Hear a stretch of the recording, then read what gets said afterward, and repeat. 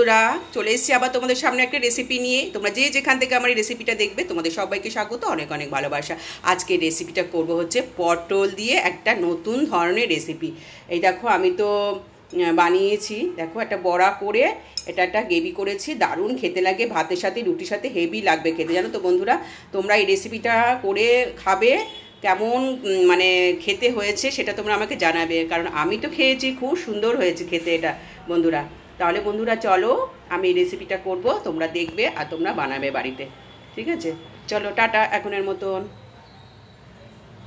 সেই জন্য আমাকে দেখো পটলগুলো সব ধুয়ে নিয়েছে আর এপাশ এপাশ কেটে নিয়েছি, দিয়ে আমি এইভাবে একটু ঘষে নেবো পটলগুলো, সমস্ত কিছু ঘষে নেবো। এই পটলগুলো সবটাই আমি ঘষে নেব, ঘষে এইভাবে দেখো এই যে বেরোচ্ছে এইরকমভাবে আমি সব ঘষে নিচ্ছি। তোমরা দেখতে থাকো, পরের স্টেপে আবার যখন যাব তোমাদেরকে আবার দেখিয়ে দেবো। আমি সব কটা পটল এরকমভাবে ঘষে নিয়ে চলে আসছি। এই দেখো বন্ধুরা, পটলগুলো সমস্ত কিছু আমি ঘষে নিয়েছি, আর দানাগুলো ছিল সে দানাগুলো সব ফেলে দিয়েছি, বুঝেছো? আর এখানে আমি একটু নুন রেখেছি, জিরে ধনের গুঁড়ো, হলুদের গুঁড়ো, লাল লঙ্কার গুঁড়ো, গরম মশলা, লঙ্কা কুচি রেখেছি, আর এখানে আদা কুচি রেখেছি। এইগুলোকে সমস্ত কিছু আমি একসাথে এবারে মেখে নেবো। এরপরে এর মধ্যে আবার আমি বেসন দেবো, বেসন দিয়ে এটাকে একটা ডো বানিয়ে নেবো বন্ধুরা, বুঝেছো? এটা মাখা হয়ে গেলে 5টা মিনিট এটা একটু রাখবো, এইভাবেই রেখে দেবো, তারপরে আবার বেসন দিয়ে মাখবো। তোমরা পরে চলে এসেছি বন্ধুরা, এবারে আমি বেসন দিচ্ছি, দেখো একদম বেসন দেবো, দিয়ে এটা পুরো মানে আটো আটো হবে একদম। এই দেখো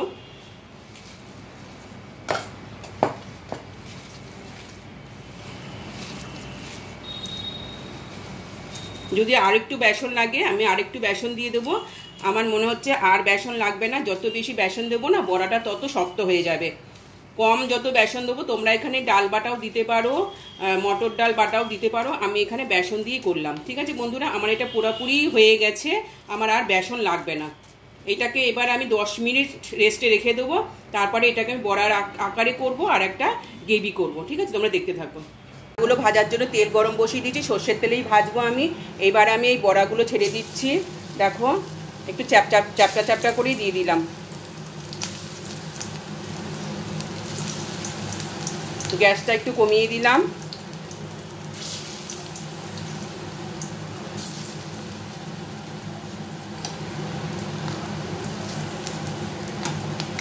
তোমরা দেখতে থাকো, বড়াগুলো ভেজে আবার আসছি। বন্ধুরা এক পিঠ মনে হচ্ছে হয়ে গেছে, আমি এটা উল্টে দিচ্ছি। দেখো কত সুন্দর একটা বড়া হয়েছে, আর এরকম বড়াও কিন্তু খেতে ভালো লাগবে, পটলের বড়া।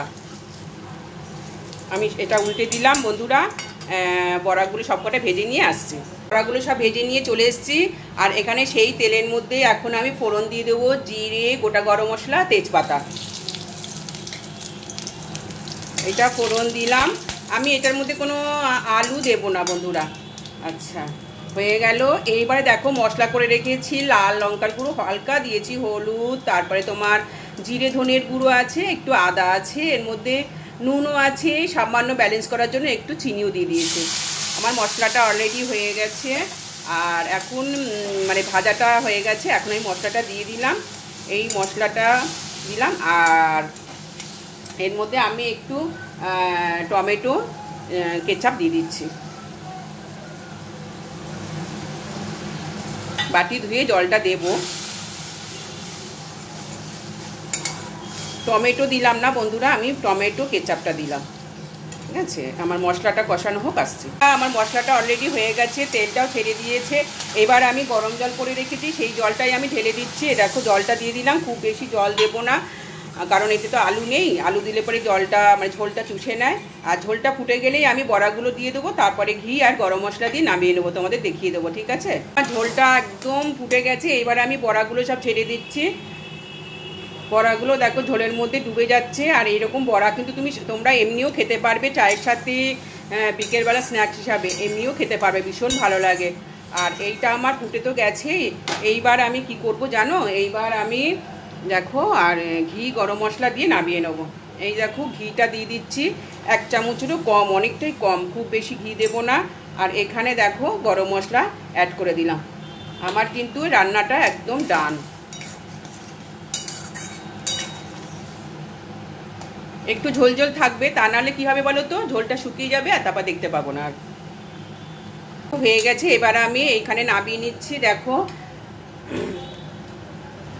কত সুন্দর দেখতে হয়েছে, আর খেতেও কিন্তু খুব ভালো হবে, খেতেও খুব সুন্দর হবে। আমার এই রেসিপিটা যদি তোমাদের ভালো লেগে থাকে প্লিজ আমাকে কমেন্ট করো, শেয়ার করো, আর একটা লাইক করে দিও। তাহলে চলে আসবো আবার নতুন কোনো ব্লগ ভিডিও বা রেসিপি নিয়ে। তোমরা সবাই ভালো থেকো। Thank you.